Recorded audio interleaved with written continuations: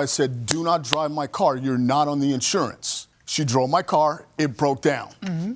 I wasn't an adult. I had to call my mother, who had to get involved. My mother didn't sue Miss Carr. That's why this whole thing is completely bananas to me. We're talking about something that happened over 40 years ago. I'm talking about the principle of if you say you're going to help somebody, if you love somebody, if you care for them, you don't itemize things like beer or potato chips or chicken from Popeyes. You just don't do that. So let's go forward. I am saying that I do not owe Miss Carr.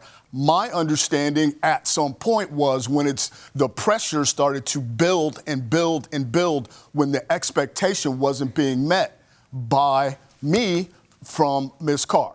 So I know exactly what you're intimating, but I'm not sure I understand it. Let me see if I can help.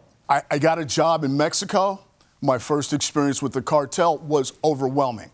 Miss Carr was offered to help me get back from Mexico. She picked me up at the border. My head was scrambled. I don't know how much you know about the cartel, but it's a scary proposition. So Miss Carr offered to help me get back on my feet. So over a period of time, bills started coming in. Did you live with Miss Carr? I did not live with Miss Carr. I stayed at where Miss Carr was living was in an adult facility that you weren't allowed to have people stay with you. No, it was All right, let's stop for a moment. Let me hear from Ms. Carr. Yeah, where I live. Tell us about the first time you lent him money, and how did your relationship renew? Okay, Rudy and I had lost touch with one another after he graduated back in the 80s. We got in touch through Facebook after the internet. He contacted me when he was going to be relocating from Colorado to California for this job and asked me if I could be able to give him a ride to the border. I said, sure. So I picked him up, however, in Costa Mesa, where he had left his vehicle. He told me he had gotten a speeding ticket in Utah, and it had a 10-day window to pay it. And if I could do that, and he would pay me back. So that was the first amount, $133. While he was down there, he called and asked me if I would Zelle him some money because he was robbed the first day that he was there. So I did. Did you tell him at the time that this was a loan? That yes, and he knew he was going to reimburse me. How did he know? He told me so. You know, these are phone conversations. Right. Is this true so far? No, I did not get robbed. Did you ask her for money? No. Did she send you money? Not while I was in Mexico, no. Oh, I'm sorry, sir. The Zelle transfer, bank-to-bank transfers are part of the evidence. They are. Okay. Did you see them? No, okay is not okay. Either you're telling me the truth or you're not.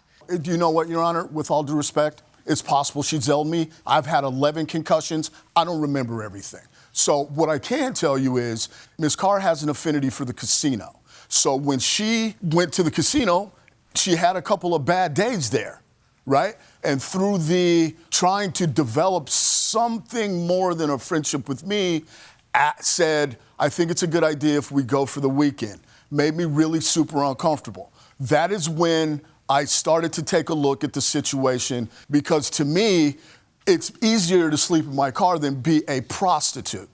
I wasn't raised like that. I'd rather go without than to have to sell my body to make someone feel like that they're being repaid. One point you make, which I want to address with you, Ms. Carr, is the defendant is saying you're doing this out of spite because he's rejected you. No, that is not true. I told him he could stay where I live. It's a 55 and over apartment complex. Did he sleep over there? Yes. When we came back to my apartment, when I picked him up in Costa Mesa, yes, we did sleep in the same bed, but this is not done out of spite.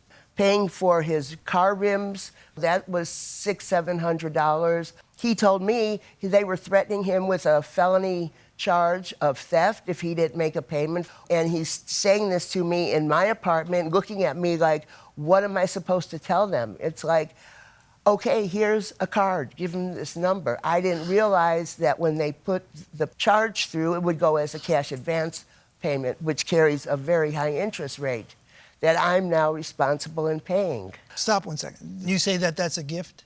I do.